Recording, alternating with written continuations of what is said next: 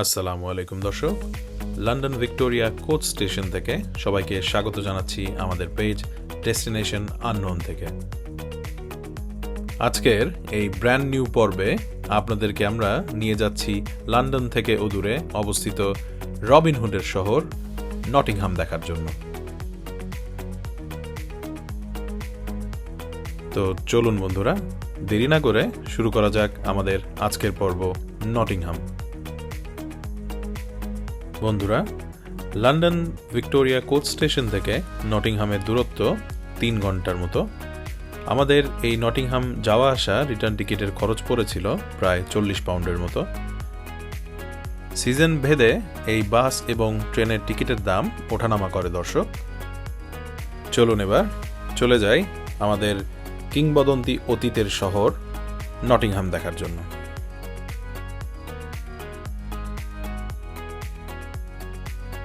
প্রাণবন্ত সংস্কৃতি, বিদ্রোহী এবং অগ্রগামীদের একটি সৃজনশীল গন্তব্য এবং রবিনহুডের আবাসস্থল এই নটিংহাম শহরটি।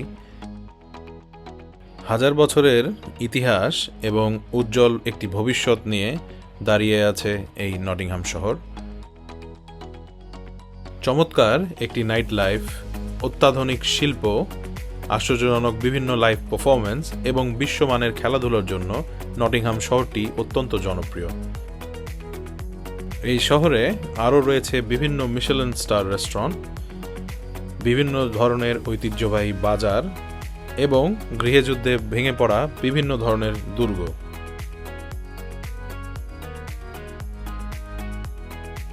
বর্তমান সময়ে এই শহরটি কতটুকু প্রাণবন্ত দর্শক, আপনারা শহরের বিভিন্ন স্থানে এই ধরনের বিভিন্ন গ্রাফিতি দেখলেই বুঝতে পারবেন। বিশেষ করে ইয়াং জেনারেশনকে অ্যাট্রাক্ট করার জন্যই এই গ্রাফিতিগুলো করা হয়েছে। এবার চলুন ঘুরে আসি নটিংহামের প্রাণকেন্দ্র ওল্ড টাউন মার্কেট স্কোয়ার থেকে।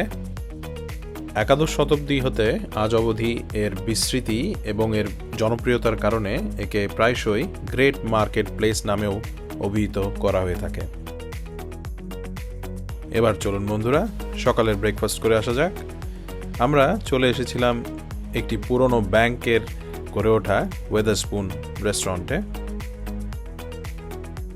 ঝটপট ব্রেকফাস্ট শেষ করে আমরা বেরিয়ে পড়লাম আমাদের প্রথম গন্তব্য সিটি অফ কেভস দেখার জন্য। যুক্তরাজ্যের সবচেয়ে বড় গুহার নেটওয়ার্ক রয়েছে এই নটিংহাম শহরের রাস্তার নিচে। এই শহরের কেন্দ্রস্থলে গভীরভাবে খোদাই করা এসব প্রাচীন গুহাগুলো আপনাদের নিয়ে যাবে দ্বিতীয় বিশ্বযুদ্ধের বিমান হামলার আশ্রয়স্থল এবং একটি মধ্যযুগীয় ট্যানারি এবং সেই অতীত জীবনে এই স্যাঁতস্যাঁতে অন্ধকার গুহাগুলোতে থাকার অভিজ্ঞতা। এই সিটি অফ কেভসে ভিডিও করার অনুমতি না থাকায় আপনাদের জন্য কিছু ছবি এই ভিডিওতে তুলে ধরলাম। আশা করছি ভবিষ্যতে যারাই এখানে বেড়াতে যাবেন অবশ্যই এই সিটি অফ কেভস ঘুরে দেখবেন। এবার চলুন বন্ধুরা, চলে যাই আমাদের দ্বিতীয় গন্তব্য দ্য মিউজিয়াম অফ কিউরিওসিটিস দেখার জন্য। বিশ্ববিখ্যাত এই কৌতূহলের জাদুঘরে দর্শক আপনারা পেয়ে যাবেন অনেক কৌতূহলী ভৌতিক এবং ভুতুড়ে জিনিসপত্র। বহু দশক ধরে এই মিউজিয়ামের মালিক অনেক ধরনের অনুসন্ধান ভৌতিক জগতের মধ্যে তার যোগাযোগ থেকে এসব জিনিসপত্র তিনি সংগ্রহ করেছেন। জাদুঘরটি বর্তমানে 4 তলা বিশিষ্ট।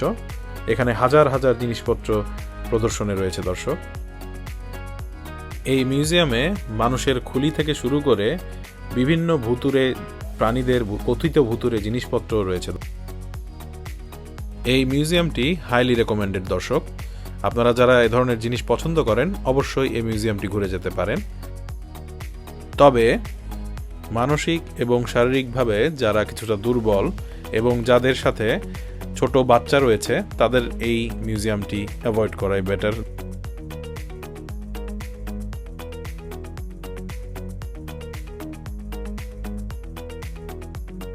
Go ahead and shoot. I'll be back. I always come back. এই মিউজিয়ামটির চতুর্থ তলায় একটি ক্যাফে এবং টয়লেটের ব্যবস্থা রয়েছে। আপনারা মিউজিয়ামটি ঘোরার পর চাইলে কিছুক্ষণ এখানে এসে সময় কাটিয়ে যেতে পারেন। চলুন এবার ঘুরে আসি নটিংহাম কাসল থেকে। কাসেলের প্রবেশমুখেই রয়েছে ইংরেজি লোককাহিনীর একজন আন্তর্জাতিক আইকন, যার নাম বিশ্বজুড়ে ছড়িয়ে রয়েছে রবিনহুড নামে। দরিদ্র মানুষের একজন ক্যারিজম্যাটিক এবং বিদ্রোহী রক্ষক ছিলেন এই রবিনহুড, যা আজও নতুন প্রজন্মকে অনুপ্রাণিত এবং বিনোদন দিয়ে থাকে। এই দস্যু বা রবিনহুড দাঁড়িয়েছিলেন অন্যায় করা বিভিন্ন প্রভু এবং শেরিফদের অত্যাচারী হাত থেকে সাধারণ মানুষকে রক্ষা করার জন্য। অন্যায়ের বিরুদ্ধে দাঁড়ানো সেই রবিনহুডই এখন নটিংহামের একজন আইকন। রবিনহুডের কথা আমরা কম বেশি সবাই জানি, কিন্তু এই নটিংহাম কাসেলের 1000 বছর পুরনো সেই ঘটনাবলী কি আমরা জানি? এই কাসেলটি 1000 বছরের বিভিন্ন ইতিহাস এবং বিভিন্ন প্রভাবশালী ঘটনাবলী দ্বারা পরিপূর্ণ দর্শক। এই কাসেল বা এই দুর্গটি দর্শক সৃষ্টির প্রথম থেকেই বিভিন্ন সাহসিকতা, কাপুরুষতা, বিভিন্ন অভ্যুত্থান এবং বিভিন্ন সংঘাত সবকিছুই দেখে এসেছে দর্শক। এই নটিংহাম দুর্গ বা এই কাসেলটি নির্মিত হয়েছিল 1068 সালে নরম্যান দুর্গের জায়গায়। এই কাসেলটি নির্মাণ করেছিলেন উইলিয়াম দ্য কনকারার, নিউকাসেলের প্রথম ডিউক। 1831 সালে দাঙ্গাবাজরা এই রাজপ্রাসাদটিকে পুড়িয়ে দেয় দর্শক। তারপর 1870-এর দশকে সংস্কার না হওয়া পর্যন্ত ধ্বংসাবশেষ হিসেবে রেখে দেওয়া হয়। বর্তমানে এটি আর্ট গ্যালারি এবং জাদুঘর হিসেবে ব্যবহৃত হয়ে থাকে। বর্তমানে এই প্রাচীন দুর্গে বিভিন্ন ধরনের পেইন্টিংস, বিভিন্ন ধরনের আসবাব এবং প্রাচীন বিভিন্ন ধরনের জিনিসের প্রদর্শন হয়ে থাকে দর্শক।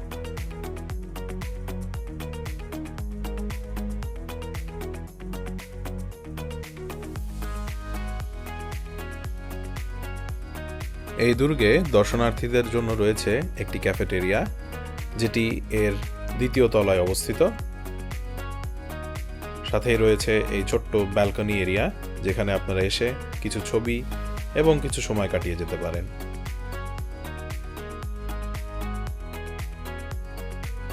এবার চলুন এই কাসেলে অবস্থিত কিছু বিনোদনের অংশ দেখে আসি দর্শক। আপনারা নির্দ্বিধায় পরিবার এবং পরিজন নিয়ে চলে আসতে পারেন নটিংহাম কাসেল ঘুরে দেখার জন্য। সন্ধ্যার আলো গড়াতে গড়াতে আমরাও চলে এলাম আমাদের পর্বের শেষ পর্যায়ে দর্শক। পরন্ত বিকেলে চলে এলাম আমেরিকান ব্র্যান্ড রেস্টুরেন্ট হুটার্সে। আমরা আশা করছি আজকের আমাদের এই পর্ব আপনাদের ভালো লেগেছে। আপনাদের পরবর্তী পর্ব দেখার আমন্ত্রণ জানিয়ে আজকের মতো বিদায় নিচ্ছি দর্শক। ততদিন সবাই ভালো থাকবেন, সুস্থ থাকবেন এবং দেখতে থাকবেন ডেস্টিনেশন আননোন।